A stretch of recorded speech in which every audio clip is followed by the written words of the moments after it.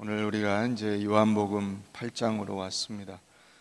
우리가 요한복음을 보다가 또 다른 성경을 또 보게 되고 다시 이제 요한복음으로 돌아오게 됐습니다. 그래서 오늘 지난번에 우리가 멈췄던 자리에서 다시 시작을 하겠습니다. 오늘 이 말씀은 성경 학자들 사이에서는 논란이 있는 말씀입니다. 이 말씀이 이때 있었던 것이 아닌 것이 아니냐, 끼워 넣은 거 아니냐 이렇게 주장하는 학자들이 있습니다. 왜냐하면 7장 53절 시작하는 데 보면 이 꺾기 괄호가 있습니다. 그래서 꺾기 괄호가 거기서부터 시작해서 11절 끝에 거기서 꺾기 괄호가 다시 또 끝납니다. 이 부분이 어떤 사본에는 없다 이렇게 거기 기록되어 있죠. 성경은 원본이 없습니다. 원본이 없으면 이게 뭡니까? 그 당시에는 인쇄술 같은 것들이 없었기 때문에 전부 다 필사를 했습니다. 필사를 해서 그 필사한 성경을 서로 이렇게 나눠보고 또 베껴가고 이렇게 하다가 보니까 이 성경 사본이 수천 개가 있습니다. 그래서 이제 그런 사본들 중에서 믿을 만한 사본들을 추려서 그런 걸 바탕으로 해서 이 성경이 어느 것이 정경이냐, 어느 것이 올바른 그 원본의 말씀에 가깝냐 하는 것을 이제 추려낸 것인데, 그 과정에서 주요한 사본에 대부분 다 있는데 어느 사본에는 없는 주요한 사본 중에서 예를 들어서 한 10개 정도가 주요한 사본이다. 그럼 대부분은 다 그 사본에 있는 거예요, 그 말씀이. 그런데 어떤 사본에는 이 말씀이 빠져 있어요. 그런데 대부분의 사본에 있어요. 그래서 이거는 넣는 게 맞다. 그래서 여기 넣은 겁니다. 그래서 여기에 어떤 사본에 7장 53절부터 8장 11절까지가 없다라고 기록이 되어 있습니다. 어쨌든 오늘 본문을 이 가늠하다 현장에서 잡혀온 여인을 이 바리새인들이 끌고 와서 예수님에게 이 여자를 어떻게 하면 어떻게 처리하는 것이 맞냐 이렇게 다그치는 장면으로 시작을 합니다. 그러니까 예수님이 이 여인을 어떻게 판정하는가 하는 것에 대해서 이 바리새인들이 묻고 있는 거죠. 이들이 이 여인을 현행범으로 그냥 이를테면 즉결 처분을 할 수도 있습니다. 율법에 의하면 돌로 쳐 죽일 수 있기 때문에 그 자리에서 즉결 처분을 할 수도 있었을 겁니다. 그런데 왜 끌고 왔을까요? 예수님에게 일타쌍피, 이 여자도 죽이고 예수님도 죽이려고 끌고 온 거죠. 물어봐서 그렇지, 너 그럴 줄 알았어, 이걸 하려고 한 거죠. 그죠? 만약에 예수님이 돌로 쳐 죽여라, 율법대로 해라 그러면 이 여자를 죽이는 그 율법에 의해서 율법을 그냥 주장하는 것으로 예수님은 사랑을 주장한 그 모든 것들이 끝나버리게 됩니다. 예수님의 주장이 의미가 없어지는 거죠. 그죠? 죄인들과 함께 먹고 마시고 죄인을 사랑하고 병든 자에게라야 의원이 쓸데있다 하는 이런 모든 말씀들이 다 의미가 없어져 버리잖아요. 죽이지 말라 그러면 율법을 부정하는 게 되잖아요. 그죠? 수천 년간 이스라엘 백성들이 금과 옥조로 붙잡고 내려왔던 그 율법을 부정하는 것이 되어버립니다. 그래서 예수님에게 묻는 거죠. 7절에 그들이 묻기를 마지 아니하는지라 계속 다그치는 겁니다. 그래서 당신 답이 뭐요? 당신 의견이 뭐요? 이 여자를 어떻게 하란 말이요? 라고 계속 다그치고 있습니다. 예수님이 너희 중에 죄 없는 자가 먼저 돌로 치라. 글쎄요, 이 말에 누가 선뜻 나설 수 있을까요? 왜냐하면 로마서 3장에 나오는 대로 세상에 의인은 없고 단 한 사람도 의로운 사람이 없어요. 하나님 앞에 의롭다고 자기를 주장할 사람이 없습니다. 그러니까 자기가 현행범으로 이 여인처럼 붙잡히지 않았을 뿐이지 하나님 앞에 서면 다 죄인이라는 사실을 스스로 알고 있는 것입니다. 옛날에 그 왜 원님들이 사또가 그러지 않습니까? 내 죄를 내가 알렸다. 그죠? 자기가 죄인인 것은 자기가 가장 잘 압니다.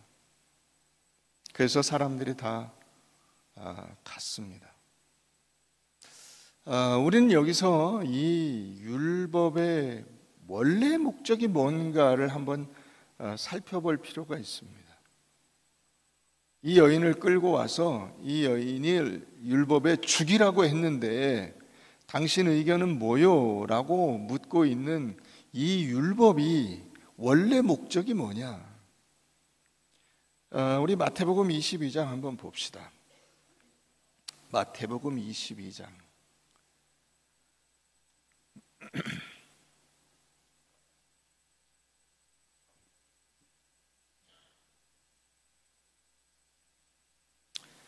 (36절)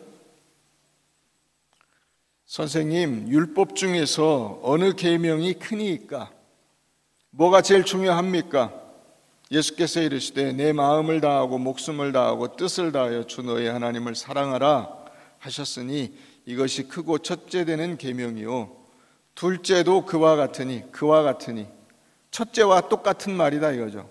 똑같은 말인데 뭡니까? 동전의 앞면과 뒷면이죠. 하나님 사랑, 내 이웃을 내 자신같이 사랑하라 하셨으니 이 두 계명이 온 율법과 선지자의 강령이니라. 그러니까 율법의 초점은 어디 있어요? 사랑에 있습니다. 율법의 초점은 이렇게 안 하면 죽인다, 이렇게 하지 않는 사람을 죽여라가 초점이 아니고 어디에 있어요? 하나님을 사랑하고 이웃을 내 몸과 같이 사랑해라. 그런 삶을 살아가는 그 과정이 율법을 지키는 과정이고 율법을 잘 지켜서 결국 최종적으로 도달해야 될 지점이 어디냐? 그게 사랑이다. 이렇게 말하고 있는 겁니다. 그런데 이 돌을 든 사람들은 뭘 하려고 하고 있습니까? 죽이려고 하고 있죠. 죽이려고 하고 있습니다.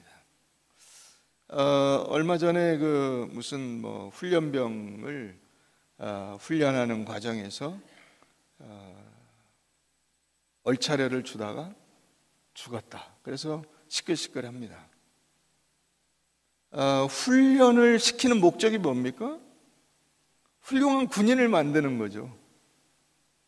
그런데 훌륭한 군인을 만든다는 미명하에 뭘 했습니까? 죽였죠. 사람이 죽어버리면 훈련이 의미가 없죠. 그렇지 않습니까? 율법을 지키는 목적이 뭐라고요? 하나님을 사랑하고 이웃을 사랑하는 사람을 만들기 위해서인데 율법을 지키지 않았다는 그 미명으로 사람을 죽여버리면 율법이 의미가 없죠. 율법의 존재 가치가 없는 겁니다. 그것을 예수님이 지금 말씀하고 계시는 거죠. 여러분, 자식을 잘 키운다고 해서 자식을 엄격하게 하는 것이 능사가 아닙니다. 엄격하게 해서 결국 자식이 빗나가 버리거나 자식을 죽여버리면 의미가 없죠. 그게 아무 의미가 없잖아요. 훌륭한 사람을 만들어서 사람다운 사람으로 살게 하는 것이 목적인데 그 엄격함이라는 것이 바로 이런 거예요.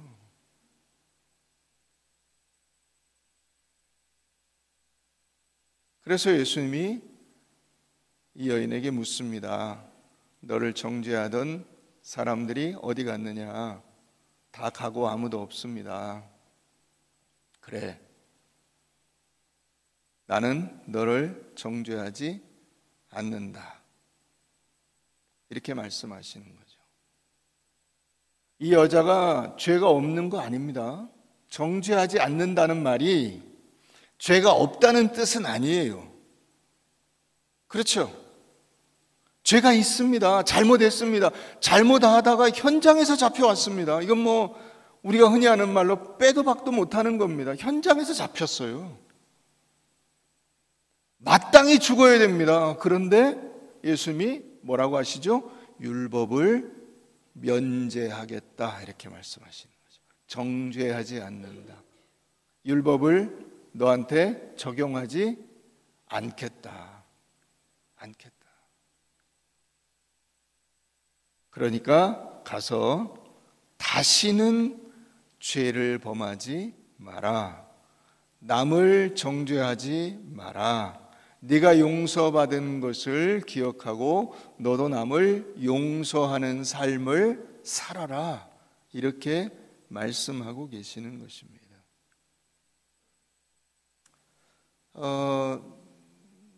또 뭐 다른 사건으로 우리나라가 시끌했습니다. 그건 뭐냐면 어느 재벌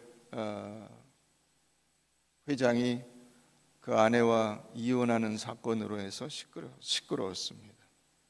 근데 여러분들 아마 다 기억하실 겁니다. 이 사람이 2번이나 감옥에 갔다 온 사람입니다.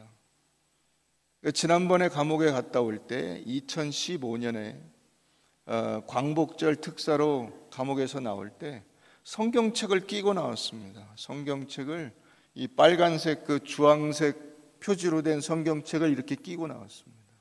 자기가 감옥에서 성경을 열심히 읽어서 마가복음, 요한복음 이런 거는 거의 외울 정도로 성경을 많이 읽었다. 그러면서 성경책을 끼고 나왔어요. 그런데 여러분 그때 이미 첩과 사이에 아이를 두고 그러고 있었습니다. 그럼 그 성경책은 도대체 뭡니까? 성경을 왜 읽은 겁니까?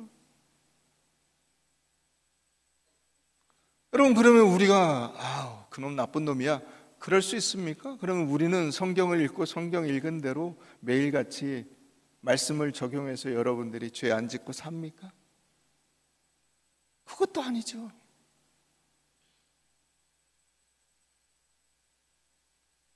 남 얘기할 게 없는 겁니다. 남 얘기할 게 없어요. 오늘 우리가 이 말씀을 통해서 확인해야 될 게 뭐냐? 복음이라는 게 과연 뭔가 하는 겁니다. 복음이라는 게 내가 예수를 믿는다는 것이 무언가, 구원받는다는 것이 무언가 하는 것을 여러분들이 아셔야 됩니다.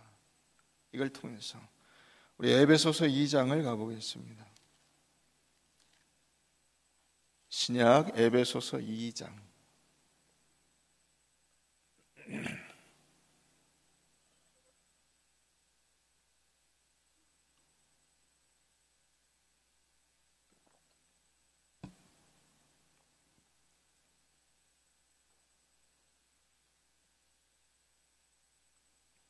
그는 허물과 죄로 죽었던 너희를 살리셨도다.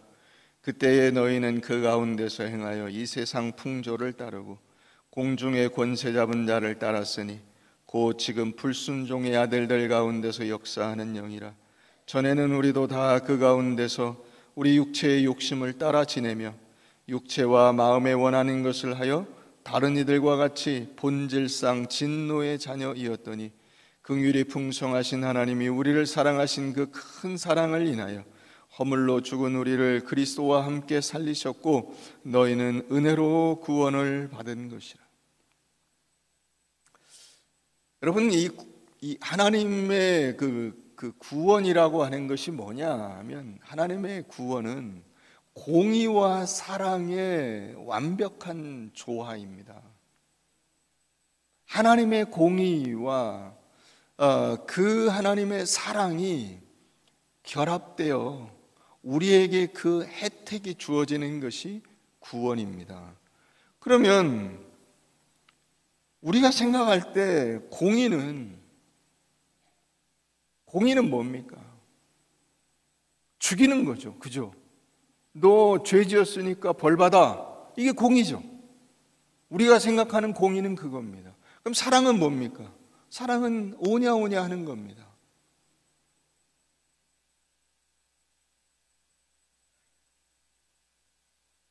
이걸 우리가 이렇게 별개로 나눠서 생각하고 있기 때문에 구원을 제대로 이해하지 못하는 겁니다. 하나님의 공의와 사랑은 동전의 양면과 같습니다. 그러니까 공의의 사랑이 없으면 죽이는 도구로 끝나버리고 맙니다. 정죄. 자, 이것은 돌로 쳐 죽이는 거야. 이 죄는. 너 이 죄를 지었지? 그래, 넌 이제 여기 딱 꽁꽁 묶어놓고. 여러분, 돌로 쳐 죽이는 자가 어떻게 하는 거냐면요, 사람을 그 땅을 파서 땅에다 이 상반신을 파묻어요. 이제 저 하반신을. 그러면 빠져나올 수가 없잖아요. 그 상태로 저 앞에서 그 사람을 향해서 돌을 던집니다. 그리고 그를 고소하는 사람이 맨 먼저 돌을 던지면 나머지 사람들이 옆에서 돌을 들고 있다가 돌을 던집니다. 그래서 돌에 맞아 죽습니다. 정신을 잃고 대가리가 깨지고 온 몸이 부서져서 죽는 겁니다. 피가 나고. 그게 돌로 쳐 죽이는 형벌입니다.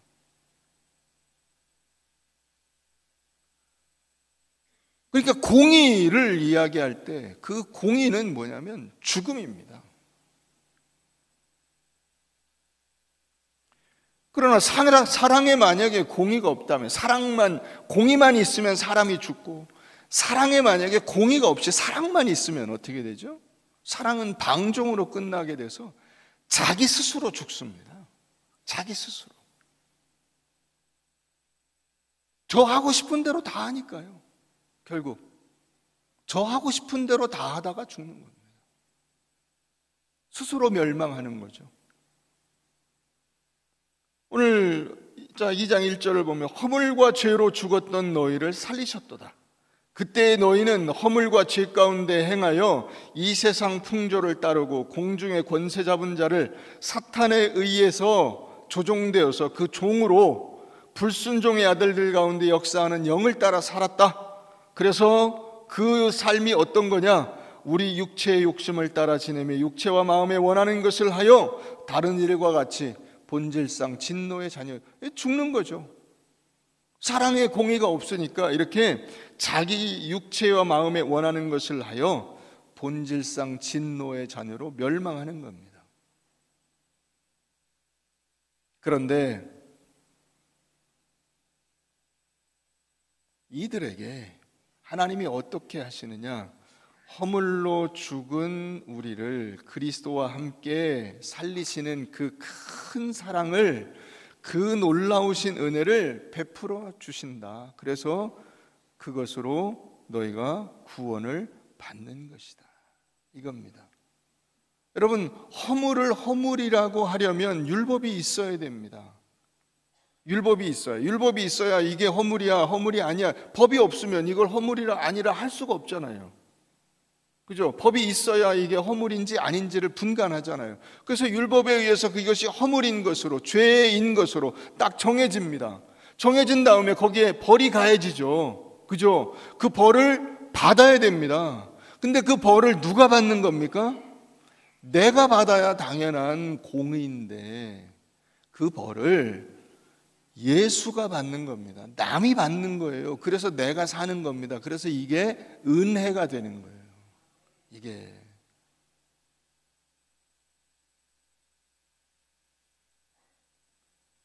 하나님이 죄를 용서하시려면, 여러분, 하나님이 그냥 단지 테레비보다 기분 좋아가지고 그래 너 죄 사면 이렇게 되는 게 아니고 그 죄에 대한 형벌을 전제해서 죄값을 치렀기 때문에 용서를 받는 겁니다.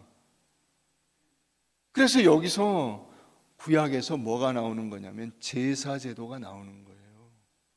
제사제도.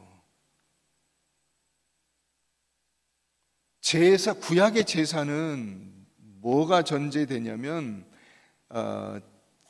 피를 흘리는 것이 전제가 됩니다. 레위기 17장 10절 이하에 나오는 내용이 뭐냐면 그 피는 생명이기 때문에 피를 먹지 말라는 말이 계속 나옵니다. 피는 생명입니다. 그러니까 제사를 드리는 것은 나의 죄값을 위해서 누군가가 죽는 거잖아요. 누군가가 죽어서 내가 그 죽음의 혜택을 입고 내 죄를 용서받는 겁니다. 이게 구약의 제사예요. 자, 히브리서 9장을 우리 한번 가보겠습니다. 히브리서 9장. 히브리서 9장에 이 구약의 제사제도와 에베소서 2장 우리가 지금 조금 아까 읽은 그 말씀들이 정리돼서 나옵니다. 히브리서 9장 1절부터 보겠습니다. 첫 언약에도 섬기는 예법과 세상에 속한 성소가 있더라. 여기 이제 성막이 나옵니다. 성막. 이스라엘 백성들이 광야에서 이게 이동식으로 만들었던 성막.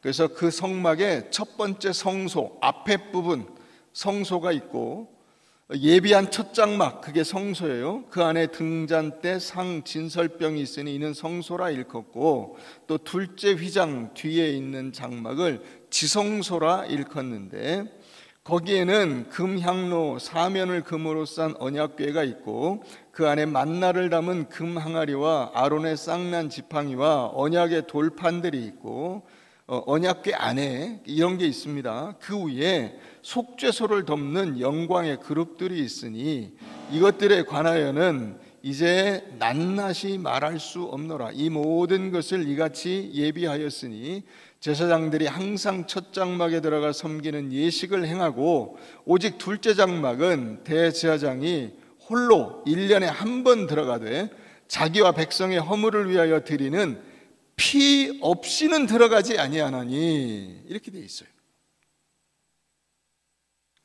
대제사장이 평상시에는 그 앞에 성막의 뜰과 성소에서 제사를 드리고 그 성전을 유지하다가, 대제사장이 1년에 한 번 지성소에 들어가서, 지성소에 여기 언약궤가 있죠. 언약궤 안에 뭐가 들어있다고 돼 있어요?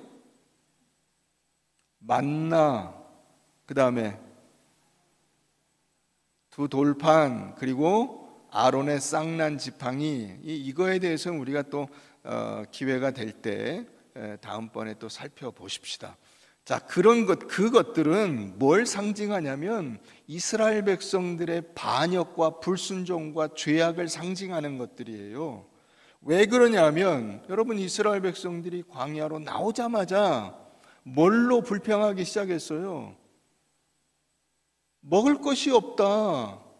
우리가 이 광야에서 뭐 먹고 사냐? 왜 애굽에서 우리를 멀쩡히 잘 먹고 지내고 있는데 끌고 나왔냐? 그러고 아우성을 치기 시작했어요. 그래서 하나님이 만나를 내려주십니다. 그리고 모세가 그 하나님에게 이제 이 광야에서 어떻게 백성들이 말씀으로 훈련을 받을 것인지를 말씀 받으러 올라간 중에 금송아지를 만들어서 우상을 섬깁니다. 그래서 모세가 그 하나님이 직접 써주신 돌판을 들고 내려오다가 하도 열받아가지고 집어 던져버렸어요. 그리고 그거 다 부서져 버리고 그걸 갈아서 마시게 하고, 그리고는 다시 올라가서 새로 돌판을 받아가지고 갖고 온 거를 여기 지금 보관을 하고 있는 겁니다. 그러니까 그거 자체가, 이 돌판 자체가 뭘 상징하는 거예요?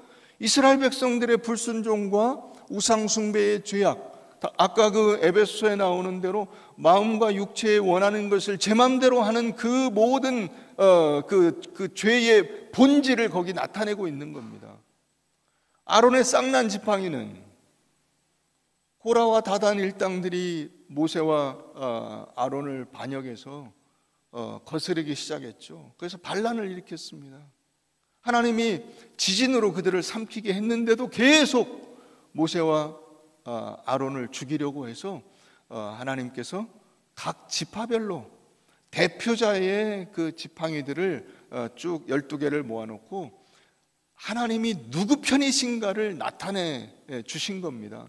그게 그 지팡이, 여러분 지팡이는 산 나무예요? 죽은 나무예요? 죽은 나무죠. 그죠? 다 자른 거잖아요. 그래서 들고 다니는 거 아닙니까? 근데 여기서 싹이 나고 꽃이 피고 열매가 맺은 거예요. 있을 수가 없는 거죠. 이건 도저히 인간이 만들어낼 수 있는 게 아니잖아요. 이거 하나님이 하신 거잖아요. 그래서 하나님이 모세와 아론 편이라는 것을 명확히 하신 거예요. 그게 이스라엘 백성들의 반란과 불순종에 대한 하나님의 응답이죠. 근데 그게 언약궤 안에 들어있다고. 그 언약궤를 덮고 있는 것을 속죄소라 그래요. 속죄소. 그 속죄소의 영어 이름이 뭐냐면 mercy seat이에요. 자비의 자리. mercy seat. S-E-A-T. mercy seat. 속죄소. 그래서 대제사장이 그 지성소 안에 있는 그 속죄소 위에다가 짐승의 피를 가지고 가서 거기다가 그걸 쏟아 붓는 거예요. 이스라엘 백성들의 모든 죄와 불순종과 반역에 대해서 그걸 피로 이걸 덮지 않으면 그들은 죽을 수밖에 없는 존재예요. 그것을 지금 확인하고 있는 것입니다. 자, 11절 가보십시다. 그리스도께서는 장래 좋은 일의 대제사장으로 오사 손으로 짓지 아니한 것 곧 이 창조에 속하지 아니한 더 크고 온전한 장막으로 말미암아 염소와 송아지의 피로 하지 않고 오직 자기의 피로 영원한 속죄를 이루사 단번에 성소에 들어가셨느니라. 염소와 황소의 피와 및 암송아지의 죄를 부정한 자에게 뿌려 그 육체를 정결하게 하여 거룩하게 하거든 하물며 영원하신 성령으로 말미암아 흠없는 자기를 하나님께 드린 그리스도의 피가 어찌 너희 양심을 죽은 행실에서 깨끗하게 하고 살아계신 하나님을 섬기게 하지 못하겠느냐. 이로 말미암아 그는 새 언약의 중보자시니 첫 언약 때에 범한 죄, 아담의 죄에서 속량하려고 죽으사 부르심을 입은 자들로 하여금 영원한 기업의 약속을 얻게 하려 하심이라. 이게 하나님께서 우리에게 베푸시는 구원이에요. 거기에 하나님의 공의가 있어요. 뭐냐면 죄 지은 자는 죽는다라고 하는 공의가 있어요. 그런데 그 죄를 어떻게 하세요? 그 죄 지은 자가 죽어야 하는 그 죄의 당위성, 당연한 그 결과, 그것을 예수 그리스도가 책임을 져주시는 거예요. 그래서 우리에게 새 생명의 구원이 있게 되는 것입니다. 그래서 13절 14절 보세요. 다시 염소와 황소의 피와 및 암송아지의 죄를 부정한 자에게 뿌려 그 육체를 정결하게 하여 거룩하게 하는 일이 옛날에 있었다면 지금은 그런 모든 것을 더 차원 높게 승화시켜서 하나님께서 어떻게 우리로 하여금 구원을 받게 하시느냐. 영원하신 성령으로 말미암아 흠없는 자기를 하나님께 드린 그리스도의 피로, 그 피로 우리가 구원을 받게 된다 이 말이에요.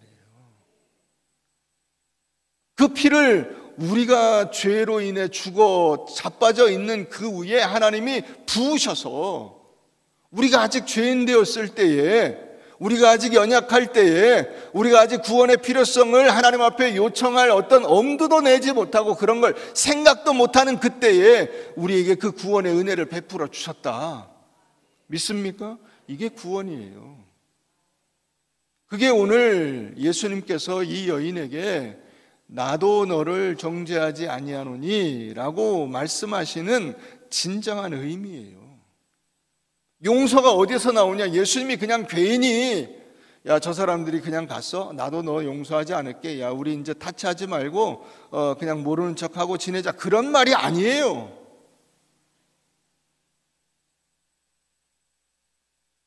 예수께서 이 여인을 위해 피 흘려 몸 버려 그 모든 죄값을 치러 주셨기 때문에 내가 너를 정죄하지 않는다가 있는 거예요.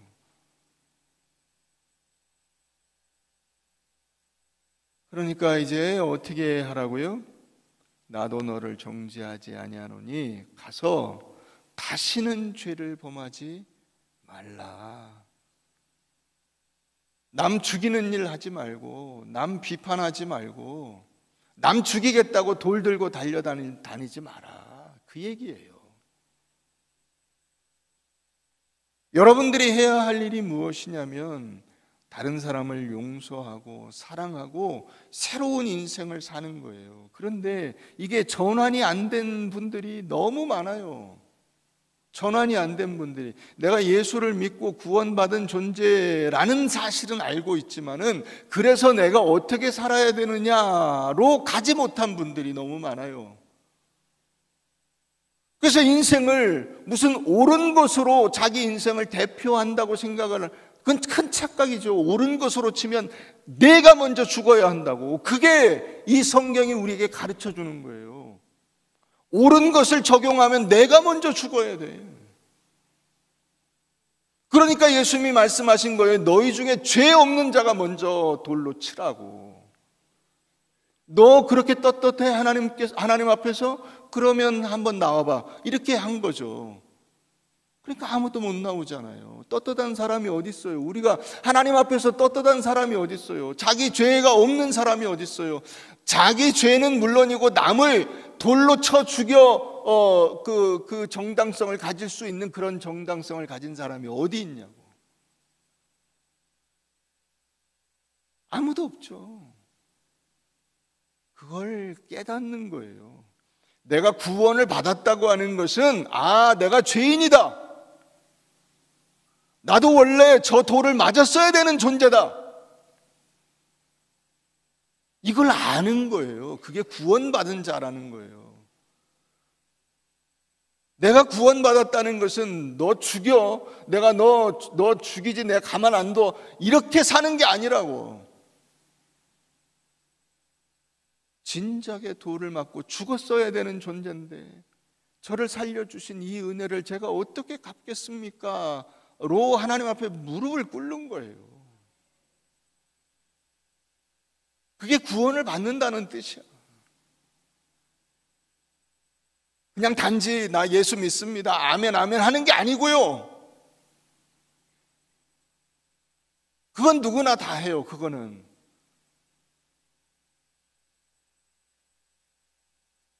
진정으로 구원받는다는 것은 내가 어떤 존재였는가 하는 것을 아는 거예요.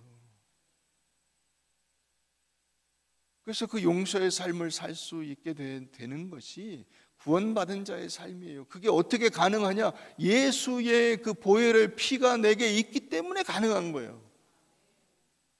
내가 이런 용서와 사랑의 삶을 살 수 있는 근거가 뭐냐면 내가 훌륭해져서가 아니고 예수 그리스도의 보혈의 피 공로로, 그분이 나를 위해서 베푸신 그 공로를 내가 안다면 그 다음에 나는 돌을 내려놔야죠. 돌을 내려놔야죠. 돌 들고 있으면 안 되죠. 그때도.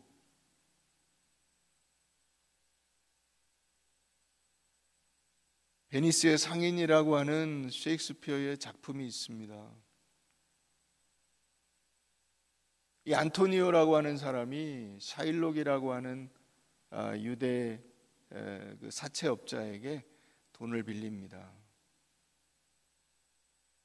자기가 틀림없이 자기 배가 이제 무역하러 나간 자기 그 사업체가 아무 이상이 없을 걸로 생각을 했어요. 그래서 예를 들어서 이달 말에 배가 들어오면 다음 달에 돈을 갚을 수 있으니까 돈을 얼마 빌립시다 하는 거죠. 그렇게 돈을 빌리는데 차용증을 씁니다.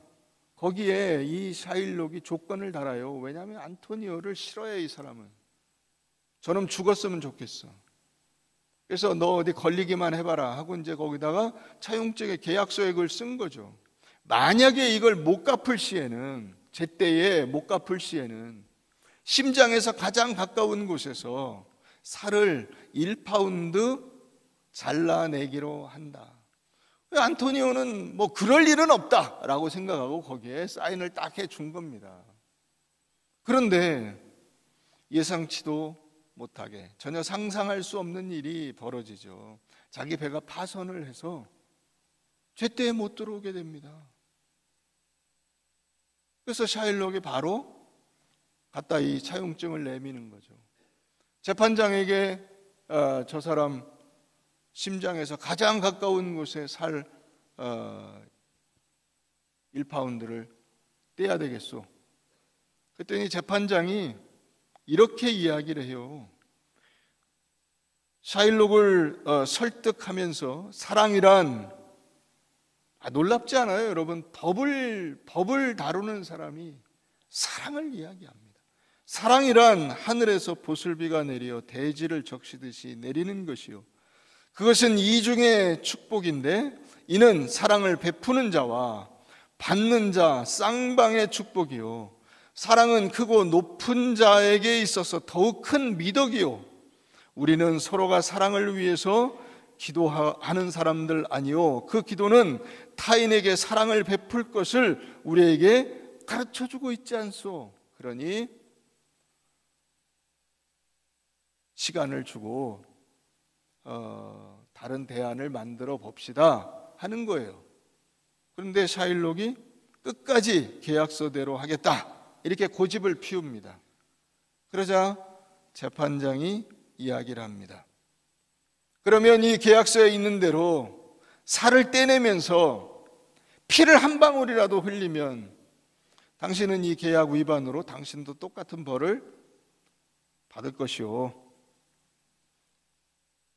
그리고 만약에 1파운드보다 눈곱만큼이라도 1g이라도 더 살을 떼내면, 그죠? 정확히 1파운드만 떼야 되는데 1파운드 1g이면 너 계약 위반하냐 이거예요.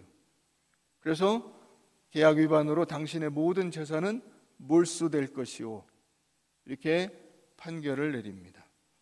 샤일록이 그제서야 아차 이건 아니지, 그래서 애원을 하죠. 그러나 재판장은 샤일록의 전 재산을 몰수한다, 뭐 이런 내용입니다. 여러분, 우리가 세상을 사는 것이 무엇으로 사는 것이냐? 결국은 사람은 사랑으로 사는 겁니다. 사랑을 위해서 사는 것이고 사랑을 남기는 것이 가장 위대한 것입니다. 그거 말고는 없습니다. 그거 말고는 없어요. 법, 정의, 무슨 돈, 명예, 권세 다 아닙니다. 그건 다 아닙니다. 다 가치가 없습니다. 가치가 없습니다. 인간이 지금까지 존재하면서 돈과 명예와 권세에 의해서 존재한 것이 아니고요, 사랑에 의해서 존재한 겁니다. 여러분들이 어릴 때 받은 그 사랑. 인간이 태어나면서부터 4살까지 기억도 안 나잖아요, 여러분들은. 그때 사랑을 못 받으면 존재할 수가 없습니다. 그렇잖아요. 엊그저께도 어떤 뉴스를 보니까 미혼모가 아이를 낳아서 그냥 방치해 두니까 아이가 죽었습니다. 여러분, 아이가 태어나서 그 태어난 아이가 그냥 이렇게 놔두면, 아무런 해코지를 하지 않아도 그냥 놔두면 죽습니다. 우리가 살아있다는 얘기는 내가 태어나서 나는 의식도 없고 아무 생각도 없는 그 시간에 나를 위해서 누군가 희생하고 헌신하고 자기의 모든 것을 내어줬다는 뜻입니다. 그 사랑을 통해서 우리가 존재하는 거거든요. 그럼 그건 우리가 대를 이어서 하고 있는 거 아니에요? 대를 이어서.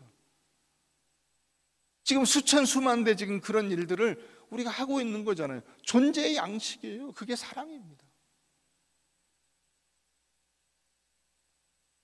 에베소서 4장을 가보겠습니다.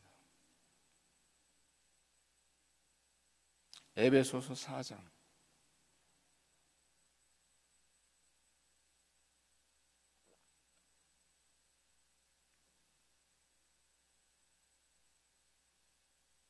31절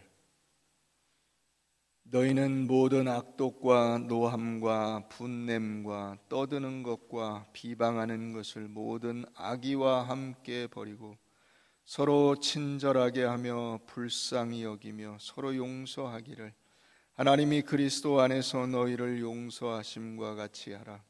그러므로 사랑을 받는 자녀같이 너희는 하나님을 본받는 자가 되고, 여기 하나님을 본받는다는 것이 사랑하는 겁니다. 또 나오죠. 그리스도께서 너희를 사랑하신 것 같이. 이것은 하나님이 너희를 사랑하신 것 같이와 같은 말이죠. 그리스도께서 너희를 사랑하신 것 같이 너희도 사랑 가운데 행하라. 그는 우리를 위하여 자신을 버리사, 그죠? 자기 피로 우리를 덮어버리셨잖아요. 우리의 모든 더러운 것들을, 추한 것들을 그 피로 덮어버리셨어요. 그래서 우리가 구원을 받은 겁니다. 자신을 버리사 향기로운 제물과 희생 제물로 하나님께 드리셨느니라. 여러분, 법과 정의는 그 자체로는 아무것도 아닙니다. 아무것도 아닙니다. 의미가 없습니다. 사랑이 정의입니다. 사랑이 법입니다. 정의와 법은 사람을 죽게 하지만은, 혹은 죽이는 것이지만은, 사랑은 사람을 살립니다. 이 세상에 정말로 필요한 것이 뭐냐 했을 때 법과 정의가 아닙니다. 많은 분들이 그건 자유민주주의의 기본적인 원칙이니까 그건 일반적인 룰입니다. 그러나 그것을 한꺼풀 딱 벗겨놓고 보면 결국은 사랑입니다. 가정에 사랑이 없으면 가정이 설 수 없고, 인간과 인간 사이에 근본적인 사랑이 없으면 존재할 수가 없습니다. 여러분, 그러니까 다른 사람들을 비판적인 눈으로만 본다면 여러분들의 그 비판적인 눈 빼버리십시오.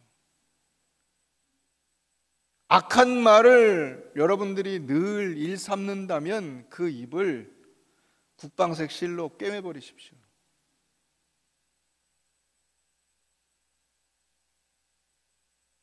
다른 사람을 향하여 돌을 던진다면 여러분 그 손목을 잘라버리십시오. 그게 차라리 낫습니다. 그게 차라리 한 손목이 없는 것이, 차라리 입을 꽉 닫고 있는 것이, 차라리 안 보는 것이 차라리 낫습니다.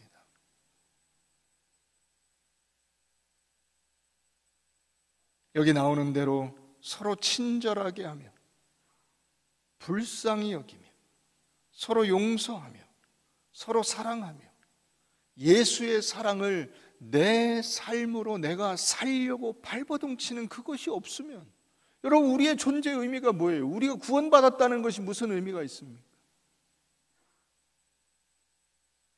오늘날 이 사회에 대한 우리의 책임을 하나님은 물으십니다. 1919년에 3.1운동이 일어날 때 소위 민족 대표라고 하는 사람 33명 중에 기독교인이 16명이었습니다. 그런데 여러분, 그때 기독교인 비율이 우리나라에서 전 인구 중에 2%예요. 2%. 2천만 명 중에 40만 명입니다. 지금 우리는 20%를 이야기합니다. 흔히 20% 정도가 기독교인이다. 10배입니다. 근데 사회가 삭막합니다. 아니, 사회를 주도하냐 마냐 이런 건 둘째치고 사회가 삭막해. 이 책임이 어디에 있느냐? 우리에게 있습니다. 왜요? 우리가 사랑하는 것을 하지 않습니다. 기독교인이 이렇게 많은데 이혼하는 가정이 왜 이렇게 많으며, 집안의 갈등을 해소하지 못하는 가정들이 왜 이렇게 많으며, 혼자 살겠다고 나가는 사람들이 왜 이렇게 많으며, 여러분 왜 결혼 안 하고 왜 아이를 안 낳습니까? 뭐 여러 가지 이런저런 이유를 이야기하지만 결국은 결국은 예수 믿는 사람들이 집안에서 사랑하는 것이 무엇이라는 것을 가르치지 못했습니다. 인간이 살아가는 것이 뭐다? 라고 했을 때 그 살아가는 것이 사랑하는 거야. 이걸 못 가르쳐 줬어요. 사랑이 얼마나 따뜻하고, 사랑이 얼마나 고귀하고, 사랑이 얼마나 그 사람을 녹이는가를 가르쳐 주지 않고 배우지 않았어요. 그러니까 다 집안에 누구만 있습니까? 돌 들고 다니는 사람들만 있습니다. 내가 기회만 되면 우리 엄마 아버지도 찍어버린다. 우리 자식들도 다 찍어버린다. 내가 다 죽여버리고 만다. 이런 사람들로 가득 차 있습니다. 그러니 여러분, 그 사람들이 가정을 이루고 살겠습니까? 아이를 낳겠습니까?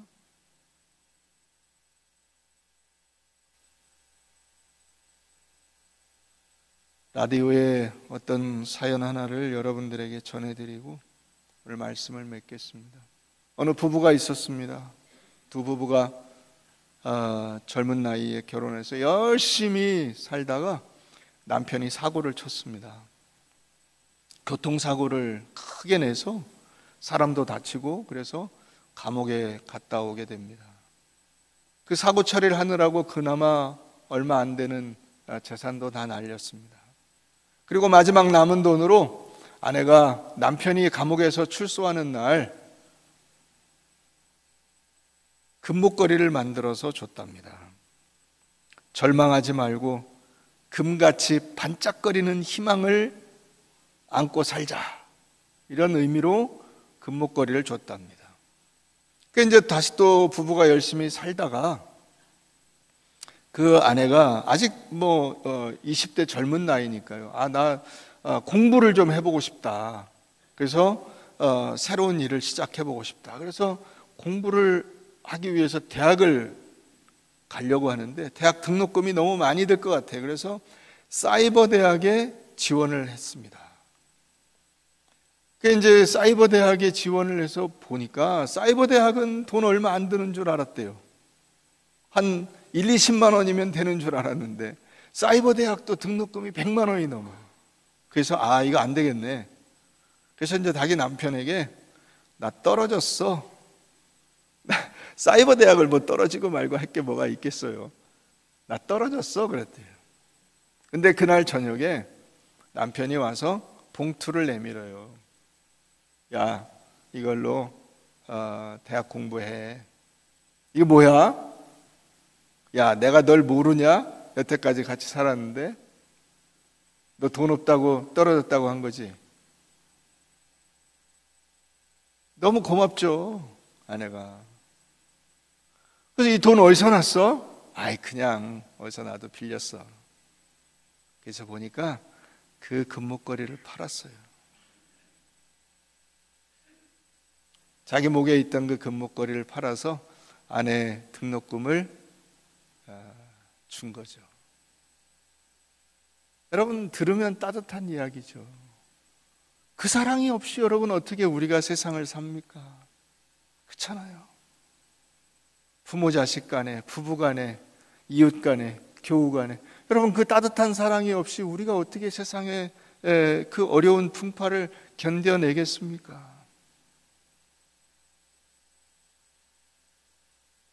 여러분들이 이 세상에 존재하는 의미, 그것은 법도 아니고 정의도 아니고 돈도 아니고 권세도 아닙니다. 사랑입니다. 그 사랑을 남기시고 사랑을 나누시고 사랑을 더 크게 하십시오. 크게 사랑의 부피를 점점 늘려가십시오. 그리하여 우리 모두가 참으로 이 세상에 존재하는 복된 의미, 이 예수 그리스도의 자녀로서의 아름다운 삶을 살아가실 수 있기를 바랍니다.